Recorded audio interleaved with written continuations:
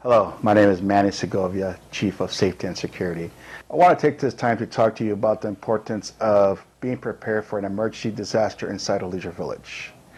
Number one is we can never be ready. Number two is you as a resident need to be ready for 3 to 5 days. One thing for sure is Leisure Village Security has to deal with over 3,000 residents, and the likelihood of us responding to your house is slim to none. That is why I ask all of you to be ready for 3 to 5 days and be self-contained in your house. What that means is have enough water for at least a week, have at least 1 week of dry food, and most importantly, have medication that could go beyond 2 weeks. One thing I can't stress enough is backup generators, emergency generators, however you want to call them. We have a lot of residents that currently are on oxygen. One question we get asked is, if my power goes out, what do I do? Will Leisure Village Security bring a generator to my house? The answer is no. People, you must understand that have a backup plan is a must. People on oxygen, make sure you have a generator at the ready or a battery operated oxygen machine. Best thing you can do is contact your oxygen provider with information or questions you may have for them. Approximately 7 years ago, we, Leisure Village Security, decided we must have a trailer in order for us to transport or set up a mobile command post at any location inside of Leisure Village. Myself and Sergeant Kenny Paulin pretty much constructed and built the trailer from the ground up. We're limited to what we have in a trailer. Obviously, we can only fit so much. We have a couple of cots, we have some barricades, some electrical cord, and some of the most important things that we'll need in case of an emergency disaster is hard hats, emergency blankets. We're equipped with Band-Aids, 4x4s. We got some tools, two-way radio so we can set up anywhere in the village. We have a generator outside of the trailer. Trauma kit, first aid bags. As you can see, what I'm sitting on is gurney. 2 fire extinguishers, and just tools of the trade: shovel, bolt cutters, ladders. Right above me, we have what we call a straight board. If anyone has any back pains, we can keep them pretty much level and straight. So pretty much what you see here is the mobile command post. Like I said, we can put this trailer anywhere in Leisure Village. This would be base. So if anyone's going to need information, this would be the go-to spot. This would be headquarters. This trailer is just a drop in the bucket. In case of emergency disaster, this trailer again will act as a command post. These tools are just enough just to help us get by until help arrives from Ventura County Fire Department, Ventura County Sheriffs, or the Red Cross. The trailer is very small. We as Leisure Village will not be able to help you with anything major.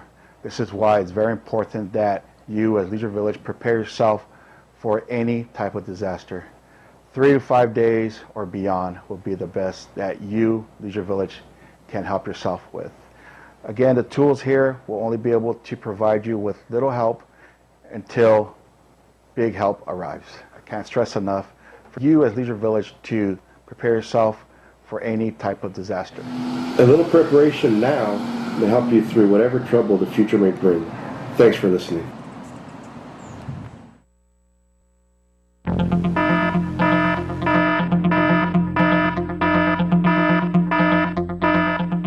Hi everyone, I'm Pat Kelly from the Ventura County Fire Department.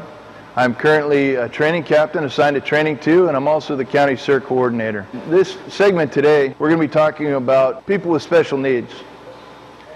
And although somebody has special needs, that does not disqualify you from also having to prepare yourself for the potential of a disaster.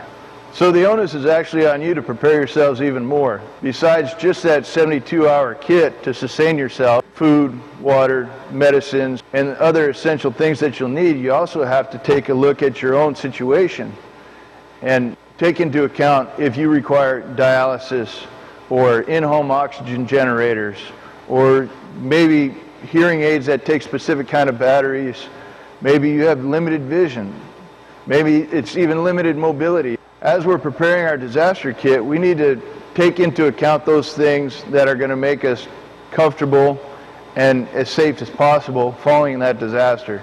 So we need to really analyze what it is that sustains us personally and make sure that we have an idea or a thought process in mind how we're going to make those things happen when perhaps the utilities aren't working, perhaps the batteries are dead. We need to really make sure that we consider all those scenarios and take the appropriate steps to make sure that we remedy as many problems as possible prior to the disaster event. It's not what disaster, it's what disaster season that we're in. One of the best things to do is to make sure that you have your spare medication on hand. Maybe call the pharmacy that you use and get extra medications to prepare for a disaster to have set aside. Along with that would be to check the expiration dates on your medication and look at those particular instructions that come with the medication. Is it heat sensitive? Does it need to be kept cold? Do you need, for instance, needles or other things to deliver that medication? And those are the things that you have to really think about. If you're dependent on oxygen, do you have spare oxygen cylinders? Just like a wrench to turn off a water heater, do you have a wrench to turn off your oxygen cylinder, or do you have a spare wrench with those spare oxygen cylinders? With people that might have limited vision, probably one of the worst things you could imagine would be to be without your glasses, your contact lenses, whatever it is that helps you see. So I highly recommend that you keep spare glasses. They may be old, they may be a little bit out of prescription, but at least they'll give you that monicum of safety and feeling a little bit better about your own particular situation should a disaster strike. In the case of any emergency or disaster, probably one of the best things that we can do is realize that we're not going to be able to do this on our own. So one of the tips that we have for you is have an out-of-state contact. Well, in fact, have more than one out-of-state contact that you can call, that you can check in, and that people know that they can go to that person to get information on how you're doing.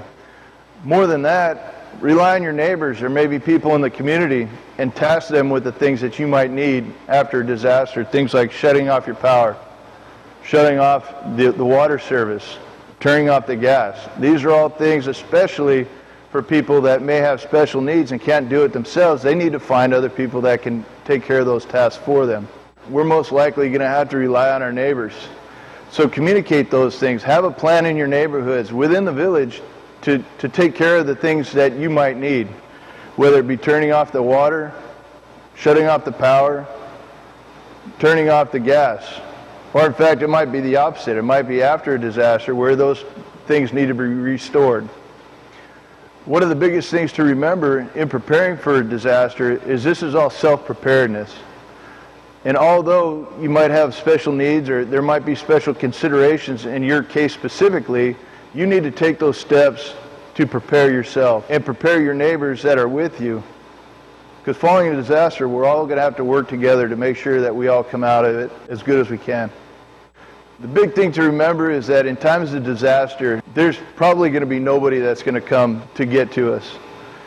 The local first responders like myself might be a victim of the disaster as much as anybody else could be. So there might be a delay. So we need to make sure that we get the information out that you need to prepare yourself. And you really need to look at your own situation. Some of the other things that really need special consideration are those people that are mobility limited. I know a lot of people use motorized battery-powered scooters or power chairs, for lack of a better word. Have a plan for those if you can't recharge them. Do you have a solar charging system? Do you have a backup, maybe a manual wheelchair, a walker, those kind of things? We need to make sure that you take those steps and have that personal accountability to think about what's going to make you the most comfortable and feel the most secure following a disaster event. So think through those scenarios and plan accordingly. Some of the other things to consider are establishing your own personal network, whether they be friends, family, perhaps even co-workers of yours that agree to assist you after a disaster. We know that the village is not going to be able to take care of our needs. We need to establish those personal connections to make sure that we have those in place prior to the disaster event, as well as an out-of-state contact, as I mentioned previously. Finally, one of the biggest things that you can do is just taking that step of creating a disaster kit. You know, potentially have one that goes in your car, if you have a car, or have one that you could take with you in the event that you're getting picked up. But also have one that's designated to stay in your home, that has things like food, water, again, your medications, maybe spare eyeglasses or other medical devices that you need or rely upon. And for more information on that, you can go to the FEMA website or ready.gov, which is a California website, and there's plenty of lists that'll give you detailed suggestions on what should be included in those disaster supply kits. Probably one of the scenarios that really needs the most thought put behind it is those medical devices that are powered that need a consistent supply of electricity to operate.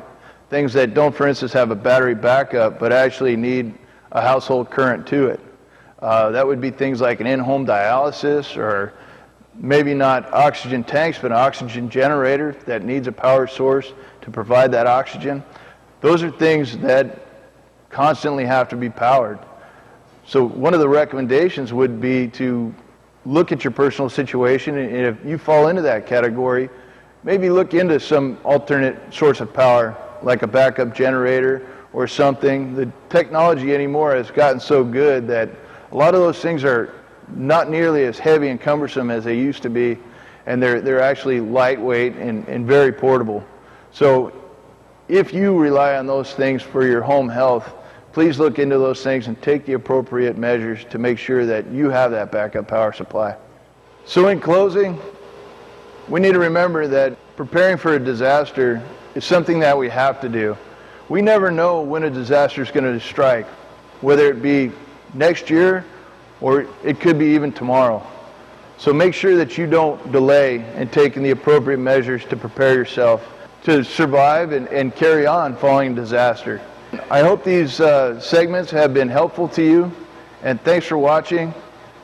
And please reach out to me at the fire department if there's any other questions or things that I could answer for you. Thank you.